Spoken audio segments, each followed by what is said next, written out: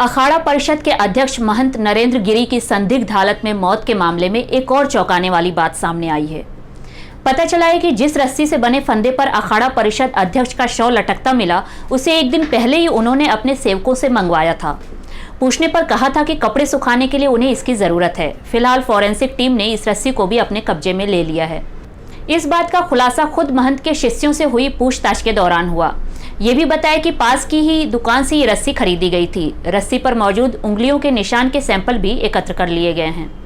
इसके अलावा suicide note व कमरे में रखी ग्लास व अन्य सामान से भी फिंगरप्रिंट के नमूने एकत्र कर लिए गए हैं।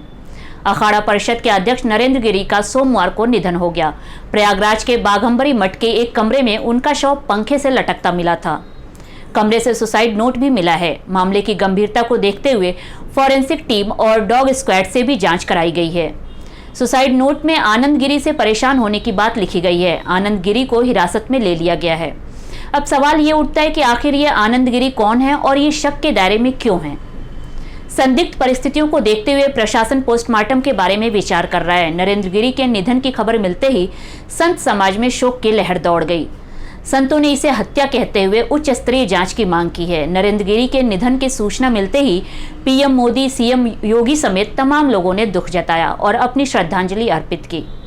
अखाड़ा परिषद के अध्यक्ष महंत नरेंद्र गिरी की संदिग्ध मौत सवालों के घेरे में है। पुलिस एक सुसाइड नोट मिलने की बात कह रही है। ये नोट 7-8 पन्नों का बताया जा रहा है। किसी वसीयतनामे की तरह लिखे गए सुसाइड नोट में कुछ शिष्यों के नाम भी हैं। गिरी ने कथित रूप से लिखा है कि कुछ लोगों ने उन्हें झूठे आरोप लगाकर अपमानित किया है। वो कौन सी बात थी जो महंत को इतना परेशान कर रही थी? सुसाइड नोट में विस्तार से लिखा गया है कि महंत के न रहने पर मठ, अखाड़े और हनुमान मंदिर का क्या होगा। पुलिस नोट की फॉरेंसिक जांच करा रही है। समूचा घटनाक्रम इतना संदेहास्पद है कि सवालों का अंबार लग गया है। स्थानीय मीडिया के अनुसार दोपहर 1 बजे महंत ने शिष्यों के साथ भोजन किया। फिर दोपहर 3:30 बजे तक वो रोज आराम करते थे। शाम 5 बजे तक महंत अपने कमरे से बाहर नहीं आए तो शिष्यों का माथा ठनका। दावा है कि चिंता होने पर दरवाजा तोड़ा गया। अंदर महंत का शव पंखे से लटकता मिला। इसी वक्त एक शिष्य बबलू ने पुलिस को महंत नरेंद्र गिरी के आत्महत्या करने की सूचना दी। बाघंबरी मठ तक पुलिस के पहुंचने से पहले ही महंत के शव को पंखे से उतारकर बिस्तर पर रख दिया गया।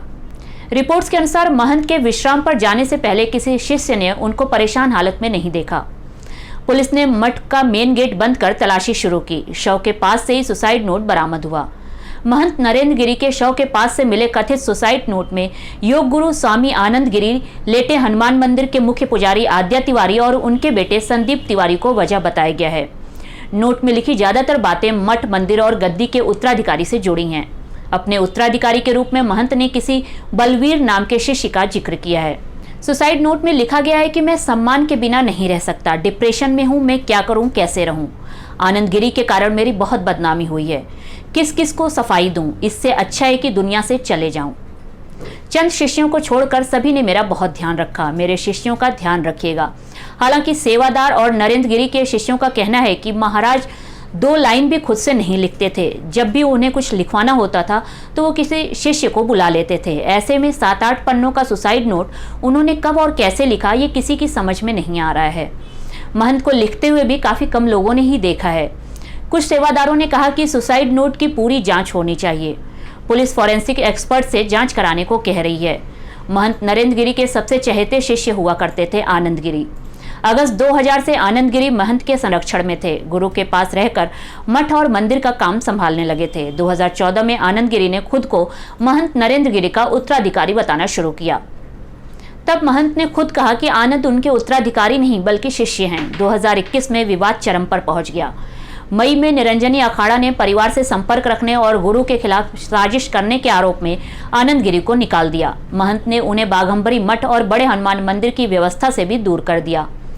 आनंद गिरी ने आरोप लगाया कि गुरु के भी परिवार से संबंध हैं। शिष्य का कहना था कि महंत ने अपने भाइयों, गनर और चहेते शिष्यों के नाम पर करोड़ों की संपत्ति खरीदी है। 26 मई 2021 को गुरु और शिष्य की लखनऊ में मुलाकात हुई। आनंद गिरी ने बिना शर्त माफी मांग ली और महंत ने उन्हें मठ में आने की अनुमति दे दी। आनंद गिरी ने ताजा घटनाक्रम के बाद कहा कि उनका महंत नरेंद्र गिरी से कोई विवाद नहीं था। आनंद गिरी ने कहा कि माफी मांगने के बाद गुरु से उनके संबंध ठीक हो गए थे। उन्होंने आरोप लगाया कि कुछ लोगों की मठ की संपत्ति पर नजर है। मुझे रास्ते से हटाने के लिए गुरु से विवाद करवाया गया था।